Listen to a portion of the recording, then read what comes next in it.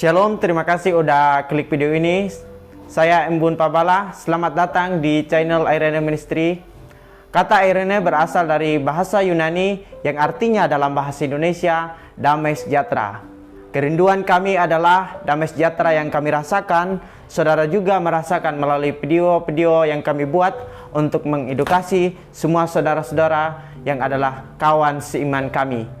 Saudara-saudara, saat ini kita ada dalam program Kembali ke Alkitab. Dan saat ini juga kita akan membahas satu pertanyaan, kamu lagi ibadah atau nonton ibadah?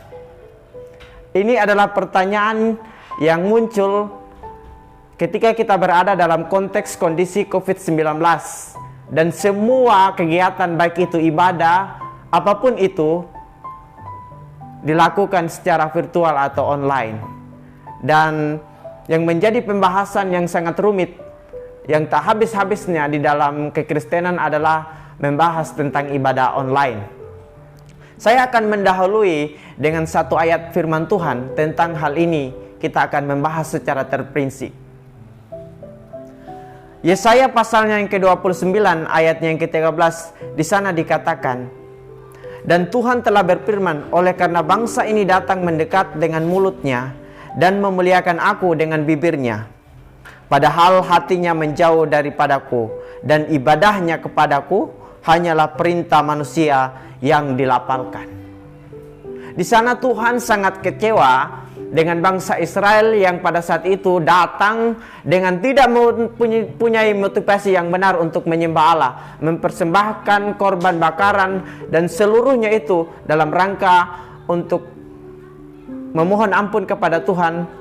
Tetapi semuanya itu yang mereka lakukan itu atas lapalan manusia dan perintah manusia, tetapi tidak mempunyai motivasi yang benar untuk datang di hadapan Tuhan. Itulah sehingga Tuhan mengatakan, dia sangat kecewa, bangsa ini memuliakan aku dengan mulutnya tetapi hatinya jauh dari Tuhan. Lalu kalimat ini juga, saudara-saudara, diulangi di dalam Matius pasalnya yang ke-15 ayat yang ke-8. Bangsa ini memuliakan aku dengan bibirnya, padahal hatinya jauh daripadaku. Percuma mereka beribadah kepadaku, sedangkan ajaran yang mereka ajarkan ialah perintah manusia. Jadi apa? Ketika mereka datang, mereka hanya tunduk kepada manusia, tetapi tidak mempunyai motivasi yang benar untuk menyembah Tuhan. Mereka yang jalankan adalah syariat agama, tetapi tidak menjalankan prinsip iman bahwa mereka mempunyai kerinduan yang benar untuk menyembah Tuhan. Hal ini sangat membuat saya kaget dengan pertanyaan yang begitu rupa. Kamu lagi ibadah atau lagi nonton ibadah? Lalu mengapa harus bertanya seperti itu? Saya mengatakan karena kebanyakan orang ketika beribadah mereka bahkan ketika sudah memberitakan firman Tuhan, pergi sana sini, sibuk sana sini, tidak mau mendengarkan firman Tuhan. Bahkan sambil mendengarkan firman Tuhan, makan, main game, tiktokan, apapun itu mereka lakukan. Saudara, saya mau mengatakan ibadah online sangat efektif ketika kita gunakan dalam konteks ini. Yang menjadi masalah adalah orangnya, bukan ibadahnya.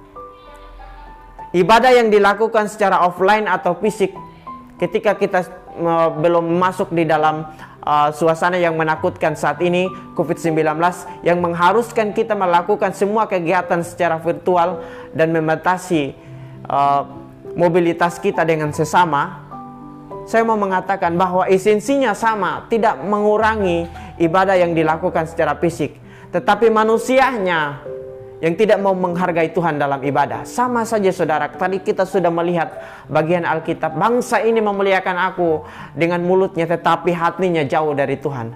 Kalau saudara juga langsung datang di gereja tetapi tidak mempunyai motivasi yang benar untuk menyembah, memuliakan Tuhan, saudara juga punya motivasi yang tidak benar.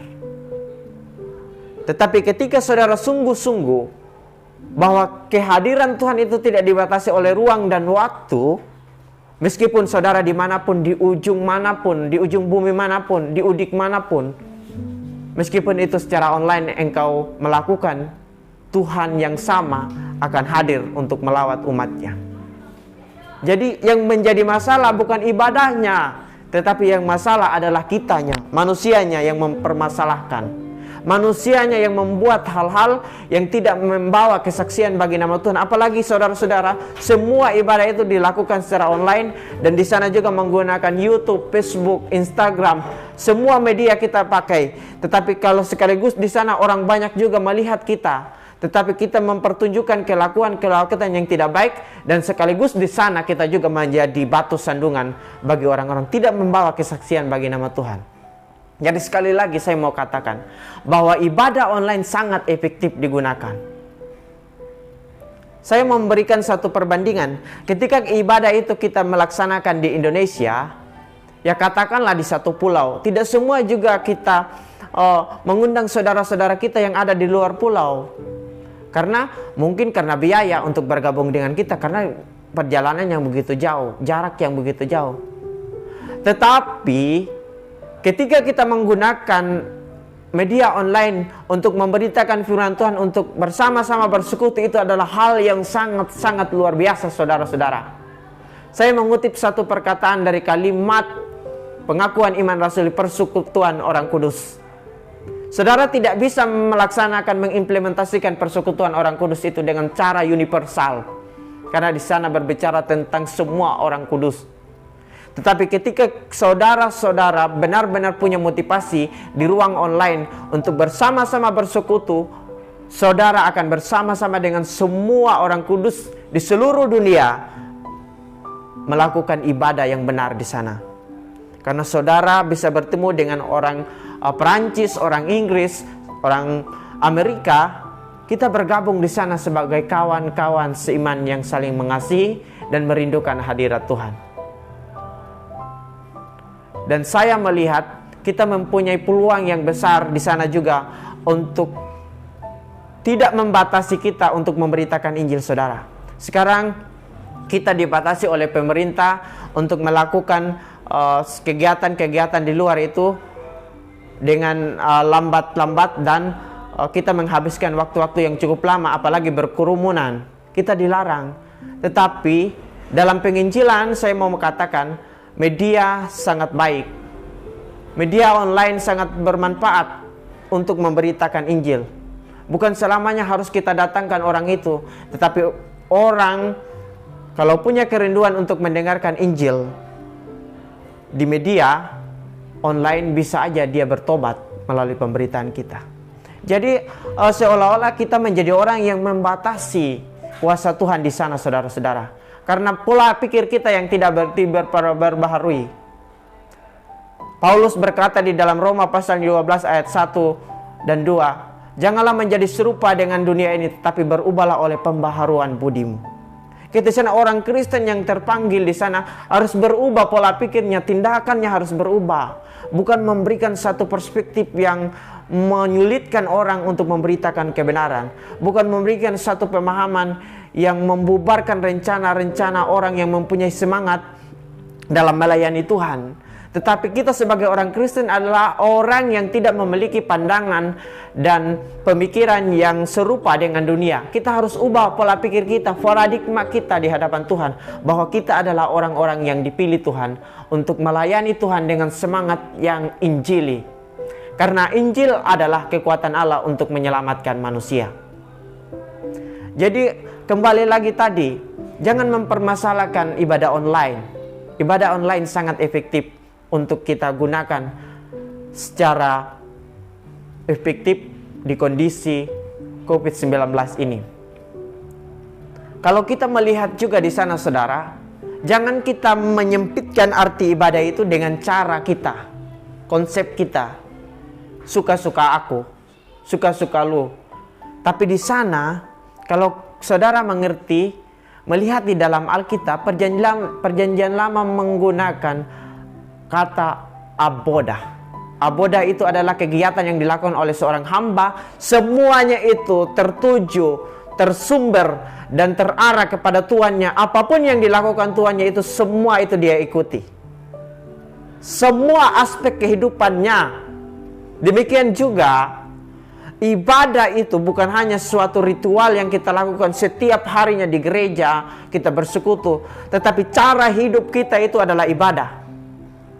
Saudara juga membuat video-video mengupload di media sosial, tetapi tidak menjadi kesaksian juga di sana, saudara, itu adalah ibadah, karena ibadah adalah kebaktian hidup. Seantero hidup kita, keseluruhan hidup kita yang terarah kepada kemuliaan Tuhan. Tapi kalau saudara juga tidak menjadi berkat di media sosial, sama aja saudara menjadi batu sandungan. Dan bahkan juga saudara menjadi pribadi yang membatasi pemberitaan firman Allah di sana. Jadi kita harus ubah pola pikir kita. Jangan kita mengerti atau kita memandang sesuatu itu dari satu sudut pandang. Misalkan kita melihat satu bulatan itu, kita katakan itu bulat, bola, misalkan bola. Bola itu bulat, bola bulat, cuman bulat, itu saja menurut kita. Tetapi kalau kita lihat secara teliti, kita melihat dari berbagai sudut pandang, bola itu bulat. Bola itu ada terbuat dari karet, ada terbuat dari plastik. Bola itu ditarik angin di dalamnya. Bola itu bisa lembek, kalau ditendang-tendang terus, itu anginnya akan berkurang dan harus ditambah angin. Bola itu bukan terdiri dari satu unsur. Tapi kalau kita melihat secara teliti, berbagai elemen yang disatukan di dalamnya sehingga dia menjadi satu benda yang digunakan dalam olahraga. Itu juga orang Kristen itu harus ubah pola pikirnya. Paulus bilang, janganlah menjadi serupa dengan dunia, tetapi berubahlah oleh pembaharuan budimu. Ini saudara. Saudara bisa bertindak harus dimulai dari pola pikir, atau dalam bahasa Yunani di sana dikatakan pola pikir. Di sana merujuk kepada perubahan pola pikirmu itu, yang konsep-konsep yang engkau lakukan itu sehingga diimplementasikan atau diaksenkan nanti di perilakumu setiap hari. Jadi jangan kita menjustifikasi ibadah yang dilakukan secara virtual itu sebagai satu hal yang tidak memuliakan Tuhan. Itu perspektif yang salah. Sekali lagi, itu perspektif yang salah. Kalau kita punya kesadaran untuk memiliki satu konsep yang benar tentang ibadah online, satu hal aja, saudara menghargai Tuhan.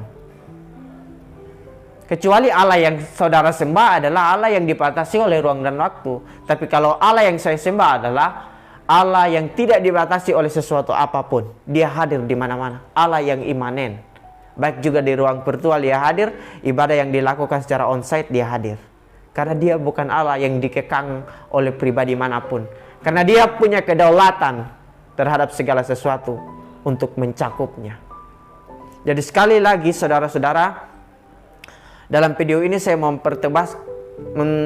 mempertegaskan bahwa jangan sekali-sekali kita melemahkan semangat kita, semangat sesama kita yang mempunyai karunia untuk melayani di media sosial. Dulu saudara-saudara, kalau saudara melihat di zaman kuno, para rasul itu sangat sulit sekali untuk menjangkau orang. Tapi saat ini adalah saat yang sangat luar biasa. Dalam 1 detik pun kita bisa menjangkau puluhan orang. Ini hal yang sangat membanggakan kita. Kita harus ubah pola pikir kita bahwa ibadah online adalah ibadah yang sangat efektif. Yang salah bukan ibadah, tapi yang salah adalah pola pikir kita.